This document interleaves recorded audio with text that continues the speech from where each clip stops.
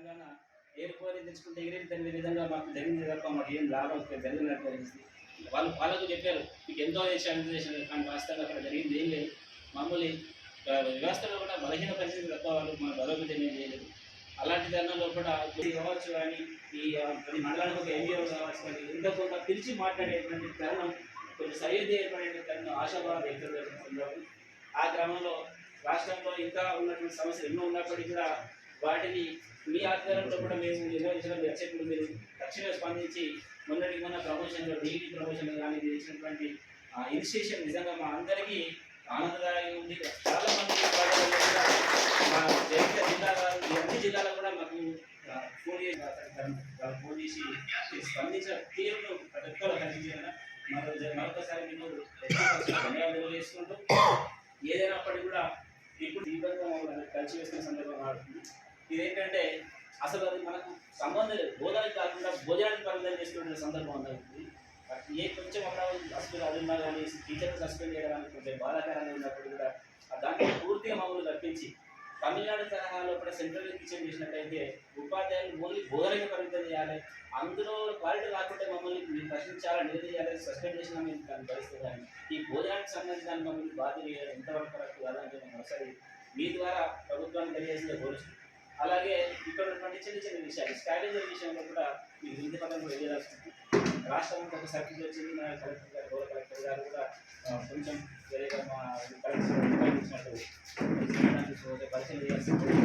ఈ కార్యక్రమం చేసినటువంటి ఎమ్మెల్సీ గారికి మరొకసారి ధన్యవాదాలు. జై శ్రీనివాసరావు గారు 2 నిమిషాలు మాట్లాడుతున్నారు.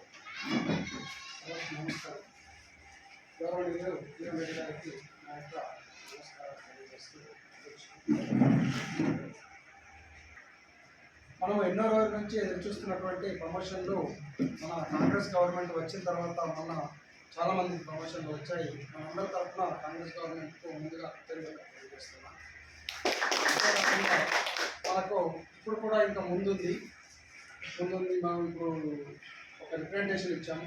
దానికి కూడా మీరు ఈ ఎగ్జిట్లకు తీవ్రమైనటువంటి అన్యాయం జరిగింది. మేము ఎక్కడికన్నా వెళ్తే ఎగ్జిట్లు వాళ్ళ బోర్డును వెళ్ళబోసుకుంటున్నారు. చాలామంది సీనియర్స్ ఉండి వాళ్ళ ముందర నిలబడాల్సిన పరిస్థితి వస్తుంది. కాబట్టి వాళ్ళకి న్యాయం చేయాలని సభాముఖంగా మీకు తెలియజేస్తున్నాం సార్. అంతేకాకుండా మాకు స్కూల్లో ఉన్నటువంటి వసతుల మీద దృష్టి పెట్టింది గవర్నమెంట్, చాలా సంతోషం. స్కావెంజర్లు ఇచ్చారు, చాలా సంతోషం. అంతేకాకుండా వయస్సులు అన్నీ కూడా ఇప్పుడు పర్ఫెక్ట్గా ఉంది. ఖాళీలు అని అంటే ఉపాధ్యాయ ఖాళీలు అంటే చిన్న స్కూళ్ళల్లో ఉన్నాయి, ప్రైమరీ స్కూళ్ళలో ఉన్నాయి. హై స్కూల్లో దగ్గర మన జిల్లాలో సాటిస్ఫైడ్, మొత్తం చాలా బాగుంది. ఇంకా వ్యవస్థను ఇంకా ముందుకు తీసుకువెళ్తూ బడ్జెట్లో విద్య గురించి కొంచెం ఇంకా పర్సెంటేజ్ కొంచెం ఎక్కువ పెంచడానికి మీ వంతు కృషి చేయాలని మా తరఫున మీకు నిర్ణయిస్తున్నాం. అందరికీ ముందస్తు నూతన సంవత్సర శుభాకాంక్షలు. అదేవిధంగా ఈరోజు మన భారతదేశం గర్వించేదగ్గ గంటనేదాన్ని శ్రీనివాస రామానుజన్ గారి జయంతి సందర్భంగా అందరికీ జన్మదినోత్సవ శుభాకాంక్షలు తెలియజేస్తూ ఎంతోమంది వేలాది మంది ఉపాధ్యాయుల పదోన్నతుల కళను సాకారం చేసినటువంటి ఈ ప్రభుత్వానికి మన జీవన్ రెడ్డి గారి సముఖంగా ప్రత్యేక ధన్యవాదాలు తెలియజేస్తున్నాను. అదేవిధంగా అందరికీ విందు భోజనం పట్టించారు. ఆఖరిపంక్తిలో ఉన్న వాళ్ళని కొంతమంది మిగిలాం. ప్రధాన కారణం ఏంటంటే డిఎడ్ వాళ్ళకి మాత్రమే పిఎస్హెచ్ఎం ప్రమోషన్ ఇచ్చారు సార్. ఒక డిప్లొమా వ్యక్తి పాఠశాల నడపగలిగినప్పుడు బ్యాచిలర్ డిగ్రీ ఉన్న వ్యక్తి ఎందుకు నడపలేదు డిఎడ్ విద్యార్థి. దాదాపుగా ఒక్కొక్కరు 20 సంవత్సరాల సీనియారిటీ ఉంది సార్. ఇప్పటికీ చాలామంది మిగిలినారు. రేపు మాకు రిటైర్ అయ్యే వ్యక్తులు చాలామంది ఉన్నారు. మీ ద్వారా తెలియజేస్తున్నాము. గతంలో కూడా మా జిల్లా శాఖ తరఫున కావచ్చు, ఐక్యవేదిక తరఫున కావచ్చు మీకు ప్రాతినిధ్యం చేసాం. మీరు కూడా గౌరవ కమిషనర్ గారితో అప్పుడు మాట్లాడారు. మళ్ళీ పిఎస్హెచ్ఎం కామన్ సీనియారిటీ ద్వారా భర్తీ చేయాలని కోరుతున్నాను. అదేవిధంగా సార్ అప్పట్లో 2010లో అప్పటి కాంగ్రెస్ ప్రభుత్వం జీవో నెంబర్ 67 తీసుకొచ్చింది సార్, నెలవారీ పదోన్నతుల జీవో. అది 2015 వరకు సాఫీగా సాగినాయి. 2015లో అర్ధాధారంగా అయిపోయింది సార్. అంటే జీవో రద్దు కాలేదు, అలాగని చెప్పి అమల్లో లేదు. మళ్ళీ దాన్ని పునరుద్ధరించి నెలవారీ పదోన్నతులు కల్పించాలని, అదేవిధంగా అర్హులైన ఉపాధ్యాయులందరికీ ఎస్ఐలు డిప్యూటీల పదోన్నతులు కల్పించాలని మీ ద్వారా ప్రభుత్వానికి మనవి చేస్తున్నాను. మీరు గవర్నమెంట్ కోరుతూ నాకు ఈ అవకాశం ఇచ్చిన అందరికీ ధన్యవాదాలు తెలియజేస్తాను. ఈరోజు ఆదివారం అయినా కూడా నిజంగా దేవుడు గౌరవనీయులు జీవన్రెడ్డి గారికి ఎంతో శక్తిని ఇచ్చారు. పొద్దు నుంచి సాయంత్రం వరకు అలుపెరగకుండా నాకు తెలిసి వాళ్ళకి 20-25 ఫంక్షన్లు అటెండ్ అయ్యి మా ఉపాధ్యాయ సోదరులు నూతన సంవత్సర క్యాలెండర్ ఓపెనింగ్ చేసుకుంటా ఉన్నారు. ఖచ్చితంగా నేను వెళ్ళాలి. ఇప్పుడు కూడా సార్కి ఇంకొక ఫంక్షన్ ఉంది కరీంనగర్. సో బాబు ఒక అప్పగింతలకైనా హాజరవుతా నేను వదిలిపెడతా అని చెప్పేసాను. అంటే సార్ మీరు ప్రజల్లో ఎంత ఉన్నారో మా ఉపాధ్యాయులు కూడా అంతే ఉన్నారని మీరు చూపించేటువంటి ప్రేమ అభిమానమే నిజంగా మమ్మల్ని కార్యోన్ముఖులు చేస్తూ ఉన్నారు. మాకు ఎన్ని సమస్యలు వచ్చినా కూడా విద్యాపరమైనటువంటి సంబంధం కావచ్చు, ఉపాధ్యాయ సమస్యలు వస్తే ఫస్ట్ మీ దగ్గరికి వస్తేనే మాకు తెలియనటువంటి న్యాయపరమైనటువంటి చిక్కుడు ముడిని కూడా విప్పి ఆనాడు గౌరవ కమిషనర్ గారితో మాట్లాడినటువంటి సందర్భం. మరి మీ చంద్రత మామూలుది కాదు. మరి ఈ సంఘం గురించి మీకు తెలియదు కాదు. 1947 స్వతంత్రం కంటే ముందే ఏర్పడినటువంటి సంఘం ఇది.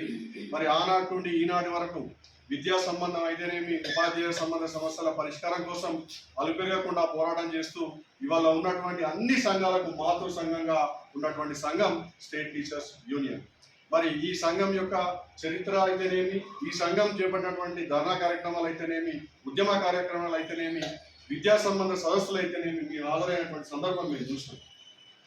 అలాంటి సందర్భంలో ఇవాళ మీరు పిలవగానే మా ఎస్టీ భవనానికి వాస్తవంగా అక్కడికే జనరల్గా రమ్మంటుండే, కానీ సార్ ఏమన్నారంటే బాబు మీ ఎస్టీ భవనం చూస్తా ఒకసారి నేను వస్తా బాబు అని చెప్పేసారు. నాకు చాలా సంతోషం అనిపిస్తుంది.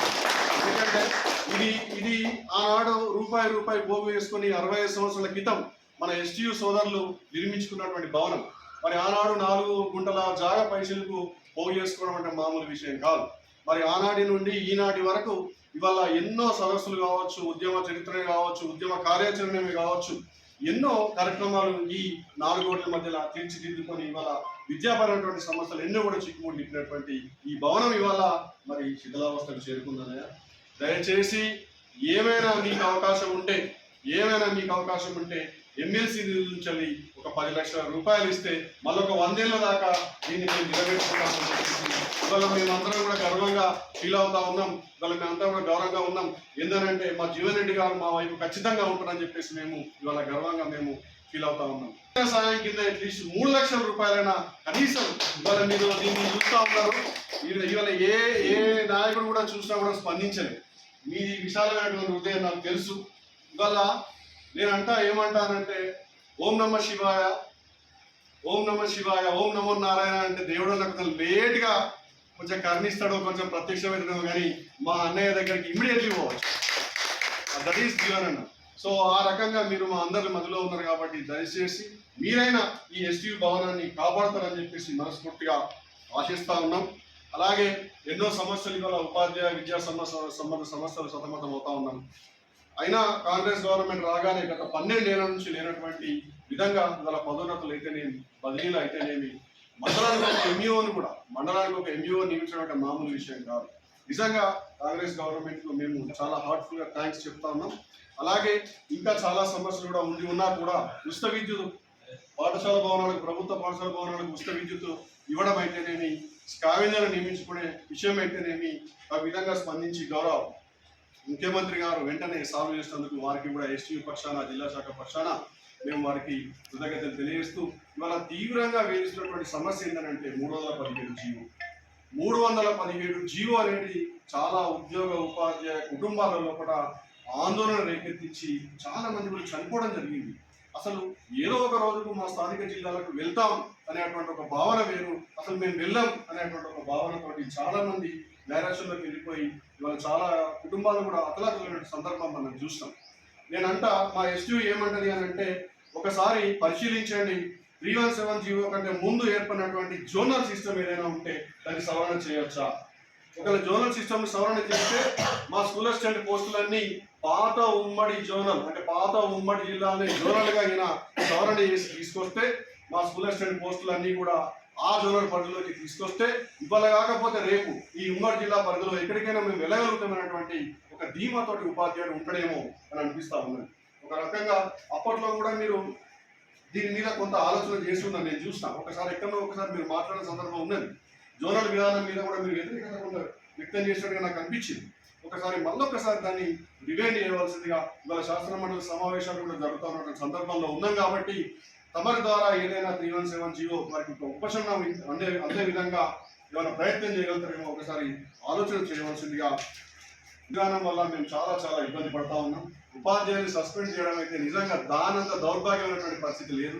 చదువు రాకపోతే ఏమైనా ఇబ్బంది పెట్టండి, కానీ ఈ మిడ్ డే మీల్స్ అనేది మాకు సంబంధం లేనటువంటి వ్యవహారం. నియామకం చేసుకునేటువంటి అధికారం లేదు, తొలగించేటువంటి అధికారం లేనటువంటి ఉపాధ్యాయుల్ని, పర్యవేక్షణ నిమిత్తం ఉంచినటువంటి ఉపాధ్యాయుల్ని సస్పెండ్ చేస్తే మరి ఆ విధంగా ఏమైనా ఉంటే మిడ్ డే మీల్స్ నాణ్యత పెరుగుతుందా అంటే పెరిగేటువంటి అవకాశం లేదు. మీకు తెలుసు ఇవాళ మిడ్ డే మీల్స్ కార్మికులు ఎన్ని సమస్యలు ఎదుర్కొంటా ఉన్నారు. ఇవాళ ఎగ్గు బయట వస్తే 7 రూపాయలు ఉంది, ప్రభుత్వం చెల్లించేటువంటి 5 రూపాయలే ఉన్నది. సరుకుల విషయాల్లో అయితేనేమి, మిగతా విషయాల్లో అయితేనేమి పెరుగుతున్న ధరలకు అనుగుణంగా వాళ్ళ యొక్క డైట్ ఛార్జీలు పెంచకుండా వాళ్ళ నాణ్యత పెంచడం అంటే ఏ విధంగా సాధ్యమైనటువంటి పని? ఇది అశాస్త్రీయమైనటువంటి విధానం. మెనూ కూడా చాలా ఇబ్బందికర పరిస్థితుల్లో ఉంది. అంటే స్థానిక లభ్యతను బట్టి మెనూ ఉండాలి తప్ప కామన్ ఎక్కడ చూసినా ఒకే విధంగా మెనూ ఉండడం అనేది సరైనటువంటి విధానం కాదు. ఇవాళ అదొక్కటే కాదు, ఒక పక్క గురుకులాలు, మైనార్టీలు, కేజీపీవీలు వాటి ఆయా పాఠశాలలో కూడా డైట్ ఛార్జీలు ఏమో మంచి హై రేంజ్లో ఉంటాయి, మరి ప్రభుత్వ పాఠశాల పిల్లలకేమో మామూలు రేంజ్లో ఉన్నాయి. దయచేసి ఈ అసమానతను, తారతమ్యాన్ని తొలగించవలసిందిగా. శాస్త్రమండలి అంటే పిల్లలందరూ మీ వాళ్ళే, పిల్లలందరూ ప్రభుత్వం పిల్లలే. వాళ్ళు ఎక్కడ చదివినా కూడా వాళ్ళకి చెల్లించేటువంటి దాన్ని బట్టే నాణ్యమైనటువంటి ఆహారం దొరుకుతుంది. కాబట్టి ఒకళ్ళ దగ్గర గురుకుల దగ్గర ఒక రకంగా, ప్రభుత్వ పాఠశాల ఒక రకంగా, ఈ తారతమ్య భేదం వల్లనే ఈ నాణ్యత లోపం కనబడుతుందని చెప్పేసి ఎస్టీయూ భావిస్తున్నది. కాబట్టి మా ఎస్టీయూ అభ్యర్థులను దృష్టిలో ఉంచుకొని మీరు డైట్ ఛార్జీలు కూడా, ప్రభుత్వ పాఠశాలలో చెల్లించేటువంటి డైట్ ఛార్జీలు కూడా కొంత మారితే బాగుంటుందని చెప్పేసి, పెంచితే బాగుంటుందని చెప్పేసి తమరికి విన్నవిస్తూ 200 పోస్టులు వివిధ కారణాల చేత భర్తీ కాకుండా మిగిలిపోయింది. వాటిని మీరు తలుచుకుంటే ఖచ్చితంగా ఈ ఎండల్లో చాలా ఉన్నాయి, ఇంకా పెండింగ్ బిల్లులు ఉన్నాయి, ఆ కొంత సమస్య ఉన్నది, ఆర్థికమైనటువంటి సమస్య ఉన్నది. దాన్ని కూడా పరిష్కారం దిశగా తమరు ప్రభుత్వంతో మాట్లాడవలసిందిగా విజ్ఞప్తి చేస్తూ, మేము మా వంతుగా విద్యాభివృద్ధికి కృషి చేస్తూ ఉన్నాం. 10వ తరగతి విద్యార్థుల్ని కూడా తీర్చిదిద్దడంలో అయితేనేమి, మార్నింగ్ ఈవినింగ్ క్లాసులు చెప్పడంలో అయితేనేమి ప్రత్యేక శ్రద్ధ వహించి గతంలో కూడా జిల్లా ప్రథమ స్థానంలో ఉంది.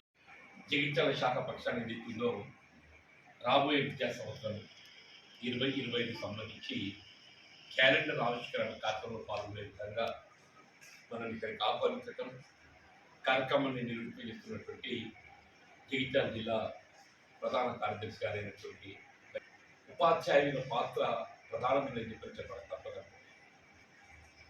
ఉపాధ్యాయులు అని చెప్పారంటే వాస్తవంగా ఒకప్పుడైతే కేవలం ప్రభుత్వ పాఠశాలలు ఉండేవి. మేము విద్యా బోధన పొందినటువంటి పరిస్థితులు క్రమేపీ మారుతున్న కాలానికి అనుగుణంగా ఇలా ప్రైవేట్ రంగంలో కూడా విద్యాలయాలు ఏర్పడటం, ఇలా ప్రైవేట్ విద్యాలయాలకు పోటీగా మన ప్రభుత్వ విద్యాలయాలను తీసుకోవాల్సినటువంటి ఆవశ్యకత మనకు మీద బాధ్యతగా మనకు అది ఏర్పడటం అది నిజంగా ఒక విధంగా ఇలా విద్యా వ్యవస్థ నిర్వహణలో ప్రభుత్వ పాఠశాలలు పోటీతత్వాన్ని ఎదుర్కొంటున్నాయని చెప్పాలి తప్పదు.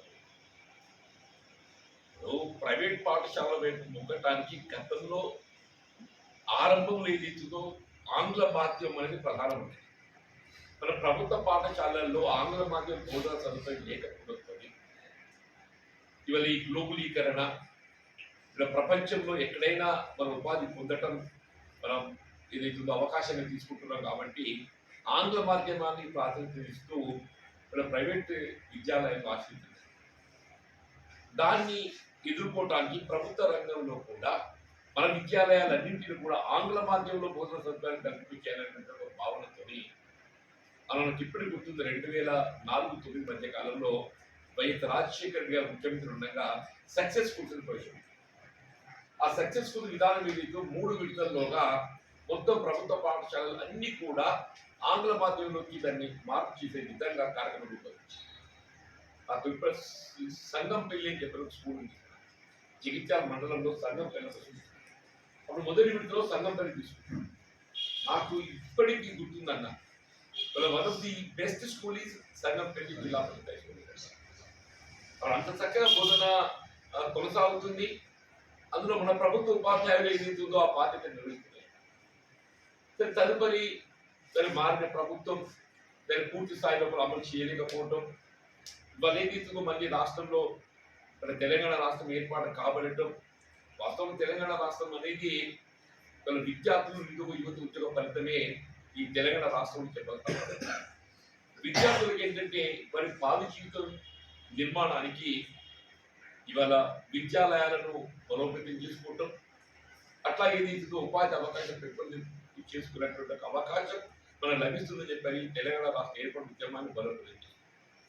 గడిచిన దశాబ్ద కాలం మనం ఆశించిన ప్రకారం పొందలేకపోయారు. వాస్తవం కూడా చెప్పండి, మనకు అన్ని అవకాశాలు ఉండి కూడా ఏదైతుందో వీళ్ళ నిరుద్యోగ సమస్య పరిష్కారం చేసుకోవడమే కానీ, ఉద్యోగ అవకాశాల కల్పనకు ప్రాధాన్యత ఇవ్వడమే కానీ, ప్రభుత్వ పాఠశాల బలోపేతం చేసుకోవడమే కానీ, కొంతవరకు ఏదైతుందో ఈ గురుకుల ఆశ్రమ పాఠశాలల ఏర్పాటుతోని ఈ సమస్యకు కొంత గుర్తింపు ఇవ్వాలని చెప్పి తరలించింది కదా ప్రభుత్వం. మనకు కాదని ఏమీ చెప్పారు. ఇక్కడ వాటికి కావాల్సిన మౌలిక సదుపాయాలు కల్పించలేకపోవడంతో మనం ఆశించినటువంటి ఫలితాలు పొందలేక, ఒక పాఠశాల అనేది ఏదైతుందో కేవలం బోధనకే పరిమితం కాదు. బోధన అనేది ఇట్ ఇస్ లింక్డ్ విత్ మనకు మౌలిక సదుపాయాలతో లింక్ అయి ఉంటాయి చెప్పారు. ఆ మౌలిక సదుపాయాల కల్పన మనం ఎప్పుడైతే మనం చేయగలుగుతామో బోధన కూడా మెరుగైన రీతిలో చేయగలుగుతాం. ఆ మౌలిక సదుపాయాలు లేకపోవడంతో ఏదైతే ఆశించిన మేము మనం పెద్దలు పొందలేదు. వీళ్ళ పెద్ద రేవంత్ రెడ్డి గారి జీవితంలో ముఖ్యమంత్రిగా బాధ్యత చేపట్టిన తర్వాత ప్రభుత్వ విద్యాలయాల పట్ల నిర్వహణకు, బోధకుల పట్ల ఉండేదితో ప్రత్యేకమైన శ్రద్ధ చెప్పారు. వీళ్ళ ఉపాధ్యాయ నియామకాలకు సంబంధించి గతంలో టెట్ నిర్వహణ కూడా ఒక నిర్వహించడం అనేది కూడా సమస్య మారిపోయింది చెప్పండి. నాకు గుర్తున్న శాస్త్ర మండలిలో అంటే ఒక విధంగా గ్రాడ్యుయేట్ కాన్ఫరెన్సీకి ప్రాతినిధ్యం వహించడంతో మీ ప్రతినిధిగా చెప్పండి, మీ ప్రతినిధిగా చెప్పండి, మీ టీచర్స్ ప్రతినిధి ఏదైతుందో మీకే పరిమితం. నేనేదైతున్నదో పట్టభద్రుల ప్రాతినిధ్యం వహించడం లోపల మీ కూడా ప్రాతినిధ్యం వహించడం నా బాధ్యత చెప్పాను. మీకు టెట్ నిర్వహణ గురించి ఒకసారి శాస్త్రంలో వీధిక అంశాన్ని సభకు తీసుకుంటే అది ముఖ్యమంత్రి గారు అప్పటి కేసీఆర్ గారు కూడా సభలో ఉంటుంది. అప్పుడు విద్యాశాఖ మంత్రి సత్యనారాయణ రెడ్డి గారు వాట్ ఎగ్జాక్ట్ టెట్టి అనేది కూడా వారికి స్ఫురించలేదు. వాళ్ళు స్ఫురించలేదు. టీచర్స్ ఎలిజిబిలిటీ టెస్ట్ ఉంటుంది కదన్నా, అది స్ఫురించలేదు. పక్కన సత్యనారాయణ రెడ్డి గారు ఉంటే అమ్మాయి చెప్పి అదేంటో చూడండి జీవరెడ్డి గారితో మాట్లాడుతుంది అంటే ఏదో రియల్లీ చెప్పండి. ఇప్పుడు కావాలని చెప్పండి. తర్వాత ఎన్నికల ముందు ఒకసారి నిర్వహించింది చెప్పండి. ఇప్పుడు విధిగా ఇది 6 మాసాలకు ఒకసారి నిర్వహించాలి, సంవత్సరానికి 2 సార్లు నిర్వహించాలి.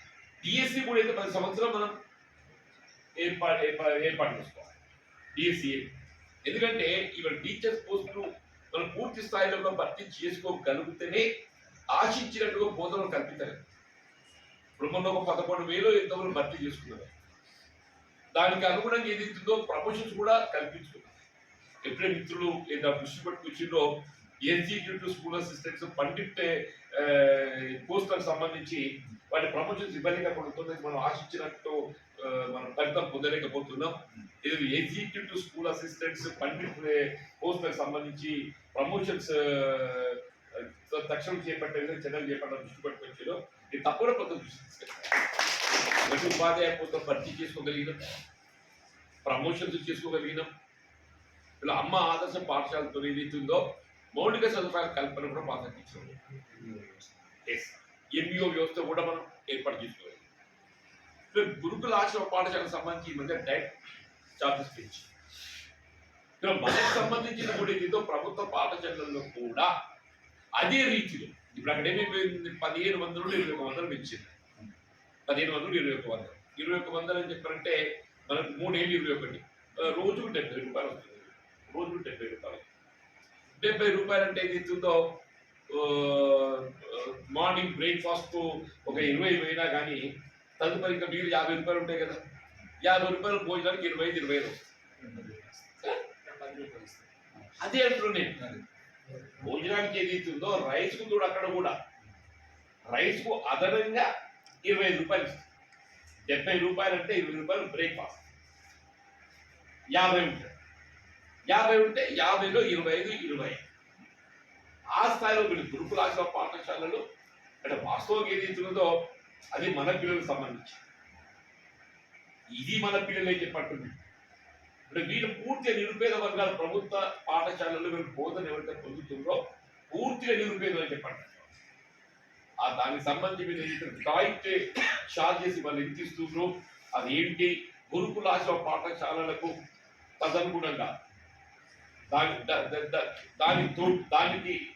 అనుగుణంగా రోజుకి 20 రూపాయలు మనకు కల్పించాలి మధ్యాహ్నం పోయి. అప్పుడు పిల్లలకి ఏది ఇస్తుందో మంచి పౌష్టికాహారం అందింపచేయడం ప్రభుత్వ బాధ్యత.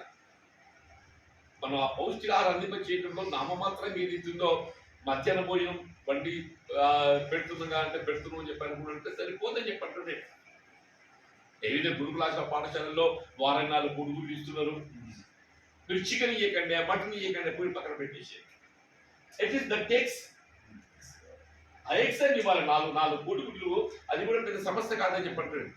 అట్లే పౌష్టికాహారము పప్పే కానీ కాయకూరలే కానీ ఫ్రెష్ ఉండాలి. మన శాస్త్రమైన సమావేశంలో కూడా ఎవరికి చర్చ నీకు చెప్పాను. మీరు డైట్ ఛార్జెస్ పెంచి బాగుంది.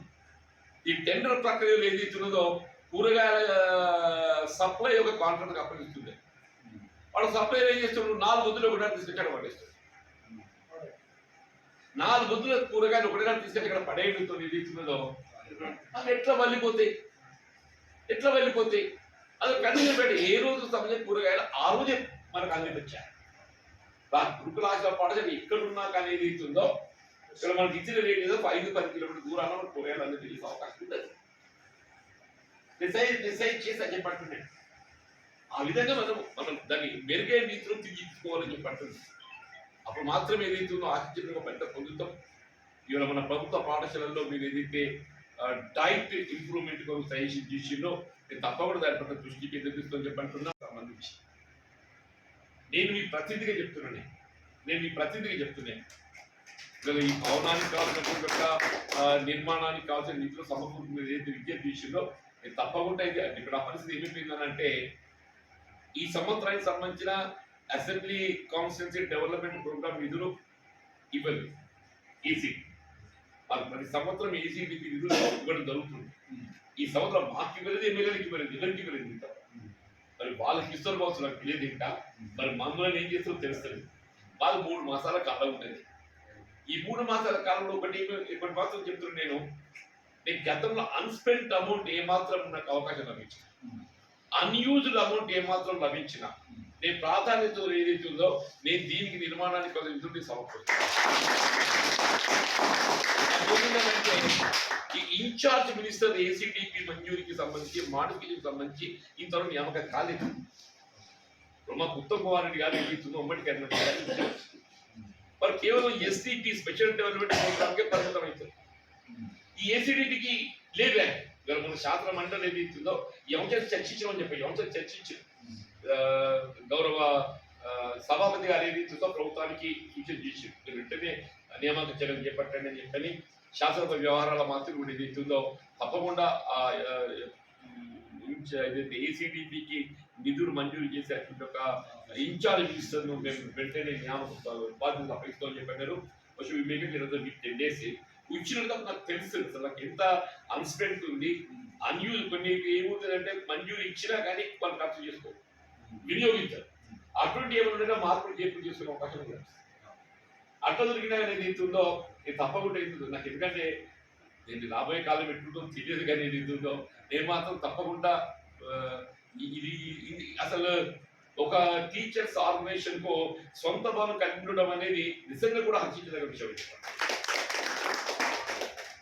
మరి ఎస్టీయూ ఏదైతుందో ఇది మాతృ సంస్థ, వాస్తవంలో మాతృ సంస్థ అంటున్నా. దానికి వెళ్ళి కొత్త ఆర్గనైజేషన్స్ వచ్చినాయి, అన్ని కూడా విస్తరించుకుంటూ పోతున్నాయి.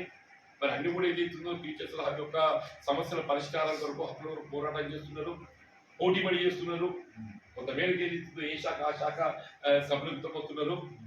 దీనికి ఏదైతే వాళ్ళకి అవకాశం కల్పించడానికి ఏదైతుందో నేను దీన్ని కావాల్సిన విధంగా నిధులు సమకూర్చాలని నేను ప్రయత్నం చేస్తానని చెప్పట్టు నేను. ఇంకో 370 జీవో అంశం గురించి కూడా హరికిరణ్ గారు స్పందించింది, దృష్టి తీసుకొచ్చింది. మన శాసన మండలి 370 జీవో ఏదైతుందో ఈ సబ్ కమిటీస్, ఆ సబ్ కమిటీ అయితే కేవలం స్పౌస్ వరకే పరిమితమైంది. స్పౌస్ వరకే పరిమితమైంది. అంటే ఇది ఒక స్పౌస్ తోనే ఏదైతుందో ఈ సమస్య పరిష్కారం మీద కాదు. అసలు వాస్తవంగా ఏదైతుందో నేను గతంలో అభిప్రాయం వ్యక్తం చేసిన, నేను మొన్న డే బిఫోర్ బహుశా 4 దినాలు అవుతా లాస్ట్ వీక్ చర్చకు శ్రీధరబాబు గారు దానిపై స్పందించారు మంత్రిగా. మీరు నూతన జిల్లాలు ఏర్పాటు చేసింది, జోన్ అనేది ఏదైతే ఉందో ఒక్క కరీంనగర్ జిల్లా 4 జోన్లలో పోయింది. ఒక్క ఉమ్మడి కరీంనగర్ జిల్లా 4 జోన్లలో పోయింది. ఇటు మనం బాసరలో పోయినాం, పక్కన కరీంనగర్ సిరిసిల్ల రాజన్న జిల్లాలో పోయింది, అక్కడ ఏదో పెద్దపల్లి కాళేశ్వరంలో పోయింది, అక్కడ హుజరాబాద్ కమలాపూర్ దగ్గర ఏదైతే కొంత భాగం భద్రాద్రిలో పోయింది. దీంతో ఏమైపోయిందంటే అసలు నేటివిటీ ఒక చిన్న అంశం చెప్తాను మీరు, నేను ఇబ్బంది పెట్టకుంటే, ఆ ఉమ్మడి కరీంనగర్ జిల్లాలో ఏదైతున్నదో కరీంనగర్ చదువుకుంటే మరి ఆనాటి బోధన సదుపాయం ప్రకారం నీటి అవుతుంది కదా. మీరు పోయిన డిఓ గారు అని చెప్పాడు, అమ్మాయి కోర్టు 2 కోట్లు ఉత్తర్వులు తెచ్చుకున్నది. నేను మళ్ళీ రిప్రజెంట్ చేసిన, మళ్ళీ మొన్న ఏదైతుందో శాసనసభ మండలి మీదకి తీసుకెళ్ళి నీ జోనల్స్ ఇస్తుందో అసలు ఏదో ఒకసారి మీరు ఆలోచించండి చెప్పండి. మీరు ఏ 7 జోన్లు చేసినో ఆ 7 జోన్లు కాదంటే 10 జోన్లు చేయండి, 10 జోన్లు చేయండి. 10 ఉమ్మడి ఈ జిల్లాలో జోనల్ కేంద్రాలుగా ఏర్పాటు చేసి మళ్ళీ 2 మల్టీ జోన్స్ చేయండి. 5వ దిక్కు 5వ దిక్కు, లేకపోతే 6వ దిక్కు 4వ దిక్కు చేసేసి సరిపోతుంది కదా. ఇప్పుడు ఇదంతా ప్రెసిడెన్షియల్ ఉత్తర్వులే. ప్రెసిడెన్షియల్ ఉత్తర్వులు అనేది పెద్ద మీదికెళ్ళి వచ్చేది కాదు కదా. నేను అదే ప్రెసిడెంట్ ఉత్తర్వులు మీదికెళ్ళి వచ్చేది కాదు కదా. మనకి తీర్మానం చేసేది ఏ విధంగా మార్పులు చెప్పి చేయాలో చేసి అని కేంద్రాన్ని పంపిస్తే కేంద్రం ఏదైతే ఉందో హోంశాఖ ప్రెసిడెన్షియల్ పంపిస్తుంది. 6 నెలలు 7 నెలలు వస్తుంది. ఈ శాశ్వత పరిష్కారాన్ని మీరు దృష్టి కేంద్రీకరించకుండా 370 జీవో పరిధి లోపలనే మేము దీనికి ఏ విధంగా వెసులుబాటు కల్పించగలుగుతాం చెప్పనుకుంటే ఇది మాత్రం పరిష్కారం కాదు. అనిపించాల్సింది ఇది మన భావి భవిష్యత్తుకు సంబంధించింది, యువతకు సంబంధించి. ఇప్పుడు ఈ మీరు ఆప్షన్స్ ఏమవుతున్నాయంటే సీనియర్స్ అందరూ ఉమ్మడి జిల్లా కేంద్రంలో సౌకర్యాలు మంచిగా ఉంటాయని చెప్పని అందరూ ఉమ్మడి జిల్లా కేంద్రాలు తీసుకుంటారు. అది ఉమ్మడి జిల్లా కేంద్రమే కానీ అవకాశం వచ్చినప్పుడు ఆల్రెడీ ట్రై టు ఆప్ట్ ఉమ్మడి జిల్లా కేంద్రం కరీంనగర్ కానీ వరంగల్ కానీ మీరు మహబూబ్నగర్ కానీ నల్గొండ కానీ ఇట్లా ఉమ్మడి జిల్లా కేంద్రం కోరుకోండి. ఎందుకు కోరుకుంటారు? అక్కడ వాళ్ళ కాదు సౌకర్యాలు సదుపాయాలు ఎదుర్కొంటాయి ఎవరో కోరుకుంటారు. అంటే ఏమవుతుంది, సీనియర్స్ అందరూ ఎక్కడ పోతారు? ఉమ్మడి జిల్లా కేంద్రానికి పోతారు. జూనియర్స్ అందరు ఎక్కడికి వస్తారు? జూనియర్ మోస్ట్ అందరూ ఎక్కడికి వస్తారు? ఇవాళ పెద్దపల్లి, మంత్రి, మహాదేవ్పూర్కి వస్తారు, కాదంటే జగిత్యాలకు వస్తారు. మన పరిస్థితి ఏమవుతుందంటే రిటైర్మెంట్ అంతా ఈ ఉమ్మడి జిల్లా కరీంనగర్ వస్తుంది. రిటైర్మెంట్ ఎక్కడ వస్తుంది? సీనియర్స్ అందరు ఎక్కడికి పోయిండ్రు?